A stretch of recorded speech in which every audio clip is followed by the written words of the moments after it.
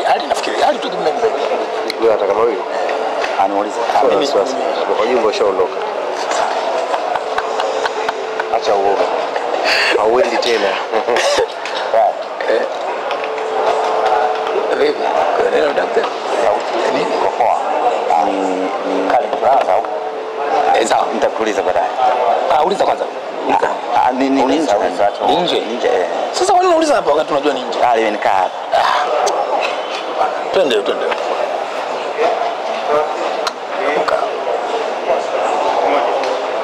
Baada ya kusikia mambo ya kiufundi kutoka kwa walimu wa timu zote mbili, na sasa ni zamu ya mameneja wa habari wa vilabu hivi vikubwa kabisa hapa nchini Tanzania na Afrika kwa ujumla, Simba na Yanga. Na rejesha tena jukumu hili kwa afisa wa bodi ya ligi Karim Boimanda atuendeshe mpango huu. Asante sana Mvula, na dabi haijaisha. Dabi bado inaendelea. Tulianza sehemu ya kwanza ya mkutano wetu kwa kuzungumza na makocha pamoja na manahodha wa timu mbili zinazokwenda kuumana kwenye uwanja wa Benjamin Mkapa kesho kuanzia majira ya 1:15 usiku. Na sasa tunakwenda kwenye upande wa pili, upande ambao unahusisha mameneja habari wa klabu hizi mbili. Tunaye Ali Kamwe ambaye ni meneja habari na mawasiliano wa klabu ya Yanga ambao wenyewe ni wenyeji wa mchezo huu, lakini pia tuna Ahmed Ali ambaye ni meneja habari na mawasiliano wa klabu ya Simba ambao wao kwa siku ya kesho ni wageni. Kama ambavyo tulianza na kocha Miludi Hamdi ambaye ni mwenyeji, basi hata hapa sasa tutakwenda kuanza na Ali Kamwe ambaye atakwenda kuzungumza kwa upande wa klabu sasa imejiandaaje kwa mchezo wa kesho na ujumbe wake kwa ujumla kutoka Young African Sports Club. Karibu sana Ali, zungumza na wapenzi wa Young African Sports Club, wapenzi wa Simba Sports Club, wapenzi wa ligi kuu ya NBC na wapenzi wa dabi ya Kariakoo ambayo haina kipengele. Karibu sana. Asante sana. Mikate hapo inatosha. Sasa sogea hivi. Tutakupisha boss. Asante. Habari za mchana ndugu zangu waandishi wa habari. Habari pia za mchana wa Tanzania ambao mnafuatilia pia mkutano huu wa habari hapa unaotuhusisha sisi wasemaji wa hivi vilabu viwili. Najua viko vyombo vya habari hapa vinaruka mubashara. Basi ni jambo zuri. Cha kwanza kabisa ni kuwapa pongezi ndugu zangu waandishi wa habari wote kwa kazi nzuri ambayo mnaifanya na mnaendelea kuifanya kwenye kutangaza mpira wetu na kuitangaza vizuri dabi yetu ya Kariakoo. Hivi karibuni nilimsikia afisa hapa wa mawasiliano, mkuu wa habari ya mawasiliano wa bodi Karim Boimanda akitanabaisha kwamba ligi yetu imebakia pale pale kwenye nafasi ya 4 kwa ubora, na akaenda mbali kwa kusema kwamba Kariakoo Derby ndio kioo cha mpira kwa hapa Tanzania. Yaani maana yake mechi kati ya Yanga na Simba, licha ya ligi kuwa na timu 16, hatuwezi kukimbia ukweli kwamba kioo cha ligi yetu, kioo cha mpira wetu ni hii dabi ya Kariakoo. Kwa hiyo mnafanya kazi nzuri sana kuitangaza hii dabi, na hapa ambako inasemwa imefika nafasi ya 4, hapa ambako inasemwa ligi yetu ni bora, basi na nyie waandishi wa habari mna mchango mkubwa sana na mna kila sababu ya kupongezwa, na nyie mjivunie hili jambo. Nchi za wenzetu ambazo kuna dabi kama hizi, kwa mfano South Africa hapa, timu zao mbili ambazo ndio zinateka hisia za watu wengi kiuwezo zimeshuka kidogo, lakini ule ujivuni ule haujaondoka kwenye mioyo ya mashabiki wa mpira. Bado shabiki wa Orlando, shabiki wa Kaizer Chiefs, inapokuja dabi bado anakuwa mjivuni na mpira wao. Sasa sisi hapa Tanzania tuna baraka zote. Tuna ubora wa hizo timu, tuna ubora wa ligi, na tuna ubora pia wa mashabiki ambao mara zote wamekuwa wakijitokeza viwanjani kuja kusupport timu zao. Na hapa nizungumze sasa na mashabiki na wanachama wa klabu Young Africans ambao kimsingi sisi ndio wenyeji wa huu mchezo.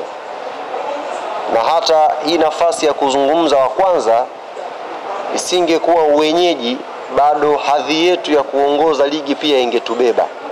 Ningeanza kuzungumza kama kinara wa ligi, alafu timu nyingine zinazofuatia chini zingekuja kuzungumza. Kwa hiyo tuna nafasi kubwa sana ya kutamba, ya kuvimba na kujivunia kuelekea siku ya kesho. Mchezo huu ni wa kwetu. Kikanuni ni mchezo ambao Young Africans tuko nyumbani.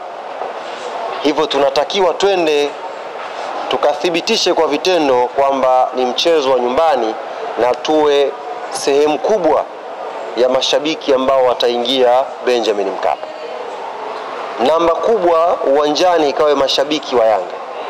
Namba kubwa ikaonekane ni rangi ya kijani na njano ndiyo imeshamiri ndani ya uwanja wa Benjamin Mkapa kwa ajili ya kuwasukuma, kuwapa hamasa na morali wachezaji wetu waweze kutupa furaha. Wiki hii kila mtu anaandika la kwake. Bwana Pacome amka hivi, Max amka hivi, fanya hivi. Lakini hayo yote ambayo tunatamani na ndio kiu yetu yaonekane kesho Benjamin Mkapa, tutawatia unyonge kweli kweli hawa wanajeshi wetu kama watakuwa wanatoka kwenye tunnel pale alafu wanayanga tuko wachache. Tutakiwa tuje kwa wingi, tuje kwa namba kubwa na tuje na sauti zenye nguvu kwa ajili ya kuwapa nguvu wachezaji wetu waweze kutupambania. Kitaalam ishazungumzwa sana hapa umuhimu wa point 3 za kesho. Makocha wamezungumza hapa, players wamezungumza. Naamini kila mmoja wetu anajua umuhimu wa alama 3 za siku ya kesho. Basi hizo alama pia sisi wanachama na mashabiki wa klabu ya Yanga tuna jukumu la kwenda kuzipambania, kwenda kuzitafuta. Sauti zetu ndio silaha ya kwenda nayo kwa Mkapa. Tukaishangilie timu yetu, tukawape morali wachezaji wetu na inshallah baada ya 90 tutaondoka tukiwa washindi ndani ya Benjamin Mkapa. Fikiri kwa haya machache kabla kichwa kijapata moto nikarudi kwenye mfumo niishie hapa. Asante sana Ali na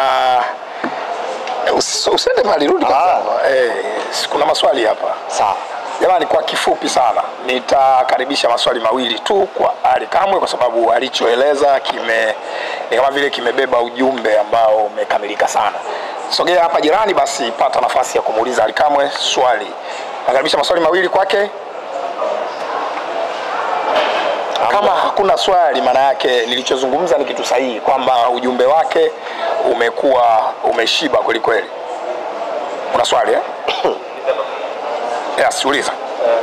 Bila shaka uliza hapo hapo, uliza hapo hapo. Yes.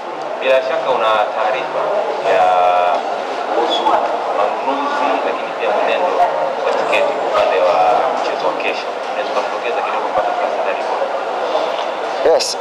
Tiketi zinakwenda vizuri, alhamdulillah. Tiketi zinakwenda vizuri. Naamini leo tiketi za VIPB zinaweza kumalizika. Naamini kwa sababu numbers zinaonyesha zinakimbia vizuri. Lile eneo la mzunguko ndio eneo ambalo bado halijachanganya. Lakini naamini kwa hamasa ambayo inafanyika siku ya leo, kwa namna ambavyo wadau wa football wameshaziona hizi timu kwenye viwanja vya mazoezi, wameshasikia walimu, wameshasikia maandalizi, basi na leo tutakwenda kukimbiza zaidi pia hilo eneo la mzunguko. Na hii Karim, nitumie fursa hii kuwaambia mashabiki wa mpira Tanzania, kama tutasubiri ifanyike hamasa kubwa ndio tutamani kwenda kuiona Kariakoo Derby, basi na sisi mashabiki wa mpira tutakuwa haututendei haki mpira wetu. Kama hii ndiyo mechi kubwa, ndiyo kioo cha ubora wa mpira wetu, ndiyo mechi ambayo tunapokea watu wengi kutoka nje. Kaka yetu Msigu amesema sasa hivi mechi ya derby imeshakuwa bidhaa ya utalii. Yaani serikali yenyewe haitazami kwenye jicho la mpira tu, inatazama kwenye jicho pia la utalii. Kwa maana wana namba rasmi za wageni ambao wanatoka mataifa mbalimbali kuja kwa ajili ya Kariakoo Derby. Na nyinyi ndugu zangu waandishi wa habari, mpo kwenye platform mbalimbali za kihabari za kimataifa. Mnasikia, mnaulizwa na mnaona namna ambavyo wenzetu wanajadili kuhusu mechi yetu ya Kariakoo Derby. Kwa naamini ni mchezo mkubwa ambao wewe mshabiki wa mpira hapa Tanzania una kila sababu siku ya kesho wewe na familia yako na jirani yako kuja Benjamin Mkapa kuenjoy. Uzuri bwana, dabi hii wenzetu Azam TV wametupa slogan nzuri sana. Nzuri sana. Timu zote tumeshaamini ziko bora. Si ndio bwana? Timu zote ziko bora. Refari katikati ni Ahmed Arajiga. Automatic dabi inakuwa haina kipengele. Hili nalo ni kosa hili. Yaani automatic tu kwamba timu zikishakuwa bora. Na katikati yupo Ahmed Arajiga. Azam TV wakamaliza pale kwamba dabi kweli haina kipengele. Kwa hiyo twendeni kwa wingi tukaenjoy, yani tukaenjoy ladha na ubora wa ligi yetu ya Tanzania, tukaenjoy ladha na ubora wa Kariakoo dabi.